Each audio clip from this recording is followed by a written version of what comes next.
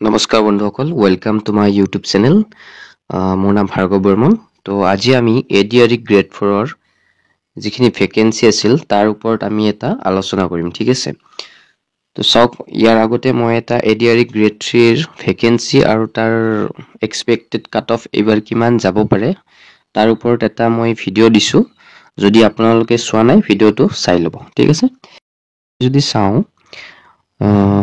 যোৱাবাৰ এডিআৰই যিটো 1 হৈছিল তাত 8 পাছৰ আমাৰ টোটেল পোষ্ট আছিল 9,635টা, ঠিক আছে। কিন্তু এইবাৰ আমাৰ যিটো আমাৰ টেন্টেটিভ ভেকেঞ্চি এতিয়ালৈ পাব্লিছ কৰিছে, সেই অনুসাৰে এতিয়ালৈ ভেকেঞ্চি 8 পাছত আছে 1950টা, ঠিক আছে। যোৱাবাৰ আছিল 9,635, এইবাৰ হৈ গ'ল 1,950। 80% ভেকেঞ্চিত ডিক্ৰিজ হৈ গৈছে। তো নিশ্চয় ইয়াৰ প্ৰভাৱ আমি কাট অফত দেখিবলৈ পাম। কাট অফ নিশ্চয় বাঢ়িব, তাত কোনো প্ৰশ্ন নাহে, ঠিক আছে। নেক্সট যদি আমি চাওঁ 10 পাছখিনিৰ, অৰ্থাৎ 10 যিখিনি মেট্ৰিক পাছ আছিল তেওঁলোকৰ যোৱাবাৰ পোষ্ট আছিল 4,646টা। তো এইবাৰ পোষ্ট হৈছে 1,060টা। তো এইবাৰ প্ৰায় 77% ডিক্ৰিজ হৈ গৈছে। ইয়াৰ অৰ্থ একেবাৰে ক্লিয়াৰ, কাৰণ পোষ্ট কমিছে যিহেতু কাট অফ নিশ্চয় বাঢ়িব, ঠিক আছে। আমি ধৰি লৈছো যোৱাবাৰৰ পেপাৰৰ নিচিনা এইবাৰ পেপাৰ আহিব, তো সেই অনুসাৰে কাট অফ পোষ্ট কমিছে যিহেতু কাট অফ বাঢ়িব, ঠিক আছে। চাওক, এইবাৰ এইটো নতুনকৈ ইনক্লুড কৰিছে, ITI পাছটো যোৱাবাৰ নাছিলে। তো এইবাৰ 1,990টা পোষ্ট এইবাৰ নতুনকৈ ইনক্লুড কৰিছে, ঠিক আছে। তো ITI পাছ কৰা সকলে এটা ভাল সুযোগ লাভ কৰিছে এইবাৰ চাকৰি লোৱাৰ। তো আপোনালোকে ভালদৰে এক্সামটো দিয়ক, ভালেখিনি পোষ্ট আছে মই ভাবোঁ, ঠিক আছে। তো এইবাৰ যদি আমি চাওঁ টোটেলত অভাৰঅল কিমান আমাৰ পাৰ্চেণ্টেজৰ চেঞ্জ হ'ল এইবাৰ, তো চাওক, টোটেল যোৱাবাৰ আছিল 14,281টা। ইয়াত ITI নাছিল যোৱাবাৰ, ঠিক আছে। তো এইবাৰ কি হ'ল, ITI খিনি মিলি 5,000 পোষ্ট হ'ল। যদি আমি ITI খিনি বাদ দিওঁ তেতিয়া আমাৰ কি হ'ব, প্ৰায় 3,000 মান পোষ্ট হ'ব, ঠিক আছে। সো যোৱাবাৰ আছিল 14,281, এইবাৰ হৈ গ'ল আমাৰ প্ৰায় 3,000। মই ITI খিনি ধৰা নাই, কাৰণ ITI পাছ নকৰাখিনিয়ে তেওঁলোকৰ পৰীক্ষাটো দিব নোৱাৰিব, কিন্তু ITI পাছ কৰাখিনিয়ে যিখিনি 8 পাছ বা 10 পাছ এই দুয়োটা এক্সাম দিব পাৰিব, ঠিক আছে। তো যোৱাবাৰ 14,281টা আছিল, এইবাৰ ডাইৰেক্টলি 3,000লৈকে নামি গৈছে, যিটো জেনেৰেল পোষ্ট ITI খিনিৰ বাহিৰে, ঠিক আছে। তো প্ৰায় 78% ডিক্ৰিজ হৈ গৈছে পোষ্ট, ঠিক আছে। 78% বা 80% পোষ্ট কমি গৈছে এইবাৰ। তো ইয়াৰ প্ৰভাৱটো নিশ্চয় কাট অফত পৰিব, কাট অফ নিশ্চয় বাঢ়িব, কাৰণ ইমানখিনি পোষ্ট কমি গৈছে আৰু কেণ্ডিডেট ভালেখিনি আছে আমাৰ। তো এইবাৰ যদি আমি কাট অফৰ বিষয়ে চাওঁ, তো এইখন SLRCৰ অফিচিয়েল কাট অফ হয় গ্ৰেড 4 খিনিৰ কাৰণে। ৰিটেনৰ পিছত যিটো কাট অফ গৈছিল আফটাৰ ৰিটেন এক্সামিনেশ্যন, তো এইটো ৰিটেনৰ কাট অফ হয়। তো ইয়াত পাছ কৰা সকলে ইণ্টাৰভিউলৈ গৈছিল, ঠিক আছে, ইণ্টাৰভিউ দিছিলে। তো এইটো টোটেল মাৰ্ক আছিল 135। তো 135ৰ ভিতৰত এই কাট অফটো দিয়া হৈছে, ঠিক আছে।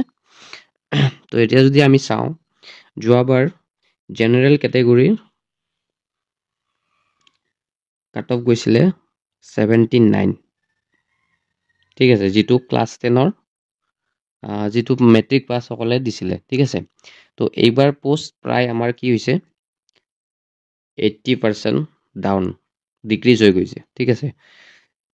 তো ইয়াৰ প্ৰভাৱ আমি নিশ্চয় কাট অফত দেখিবলৈ পাম। যোৱাবাৰ যিহেতু প্ৰায় 80ৰ আশে গৈছিলে, তো এইবাৰ আপোনালোকে প্ৰায় 15 নম্বৰ প্লাছ কৰি থওক। ইয়াতে প্ৰায় আপোনালোকে 95 প্লাছ স্ক'ৰ কৰক, তেতিয়াহ'লে আপোনালোকৰ চিলেকশ্যন হোৱাৰ চান্সটো বাঢ়িব, ঠিক আছে। তো জেনেৰেল কেটেগৰীত আপোনালোকে 95ৰ ওপৰত স্ক'ৰ কৰিবলৈ চেষ্টা কৰক, ঠিক আছে। তো এইবাৰ যদি আমি চাওঁ OBC খিনিৰ বাবে, চাওক, OBC খিনিৰ যোৱাবাৰ প্ৰায় 72 গৈছিলে, তো এইবাৰ আপোনালোকে কি কৰক, প্ৰায় 90ৰ আশে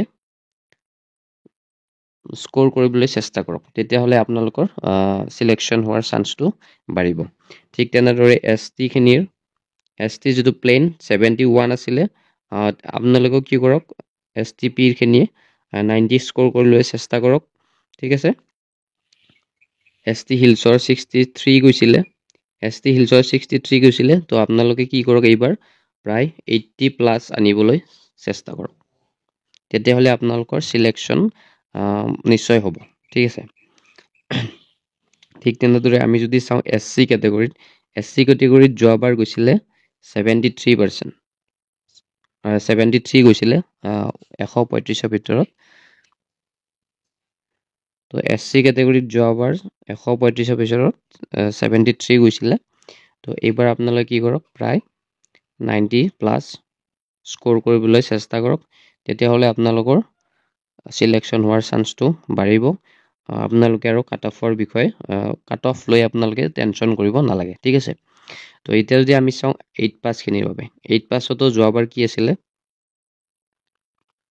74 আছিল জেনাৰেল কেটেগৰীৰ পোষ্ট ভালেখিনি আছিল ইয়াতে ম্যাক্সিমাম পোষ্ট আছিল তো এইবাৰ কি হৈছে পোষ্ট 80%ৰ আশে-পাশে কমি গৈছে তো আমি যদি চাওঁ যোৱাবাৰ 74 গৈছিলে জেনাৰেল কেটেগৰীত তো এইবাৰ আপোনালোকে কি কৰক 90 প্লাস ধৰি থক আপোনালোকৰ 90 প্লাস যদি স্কোৰ কৰিব পাৰে তেতিয়াহ'লে আপোনালোকৰ সিলেকশন হৈ যাব লাগে ঠিক আছে তো ঠিক তেনেদৰে OBCৰ ক্ষেত্ৰত আমি যদি চাওঁ OBC ক্ষেত্ৰত 62 গৈছিলে তো এইবাৰ আপোনালোকে কি কৰক 80 প্লাস বা 85ৰ আশে-পাশে স্কোৰ কৰিবলৈ চেষ্টা কৰক ঠিক আছে ঠিক তেনেদৰে আমি যদি STPৰ চাওঁ STPৰ যোৱাবাৰ গৈছিলে 60 তো এইবাৰ আপোনালোকে 80 স্কোৰ কৰিবলৈ চেষ্টা কৰক 80 বা 75 প্লাস এনেকুৱা স্কোৰ কৰিবলৈ চেষ্টা কৰক ঠিক আছে সো SC কেটেগৰী যদি চাওঁ আমি যোৱাবাৰ গৈছিলে 63 তো এইবাৰ আপোনালোকে প্ৰায় 80 বা 75 ইয়াৰ ভিতৰত মাৰ্ক ৰাখিবলৈ চেষ্টা কৰক ঠিক আছে সো আপোনালোকে এটা কি কৰক যোৱাবাৰ যেটো আমাৰ গ্ৰেড 4 কাট অফ আছিলে সেই কাট অফৰ প্ৰায় আপোনালোকে 15 প্লাস মাৰ্ক স্কোৰ কৰিবলৈ চেষ্টা কৰক 15 বা 20 মিনিমাম তো 15 লাগিবই তাৰ ওপৰত আপোনালোকে যিমান স্কোৰ কৰিব পাৰে সিমানেই ভাল তো মিনিমাম 15 প্লাস স্কোৰ কৰিবলৈ আপোনালোকে চেষ্টা কৰক কাৰণ এইবাৰ যেহেতু পোষ্ট কমিছে কাট অফ নিশ্চয় বাঢ়িব তাৰ কোনো বিকল্প নাই ঠিক আছে তো আপোনালোকে ভালদৰে প্ৰিপাৰেচন কৰক এক্সাম যেহেতু আগষ্ট সেপ্টেম্বৰ নাইবা অক্টোবৰৰ ভিতৰত হ'ব সেপ্টেম্বৰ অক্টোবৰ কৈছে CM ছাৰে গতিকে খুব বেছি সময় নাই তো আপোনালোকে এইকেইটা দিন ভালদৰে পঢ়ক ঠিক আছে তো আজিৰ ভিডিওটোত এইখিনি যদি ভিডিওটো ভাল লাগিলে লাইক কৰিব আৰু চেনেলটো সাবস্ক্ৰাইব কৰি দিব থ্যাংক ইউ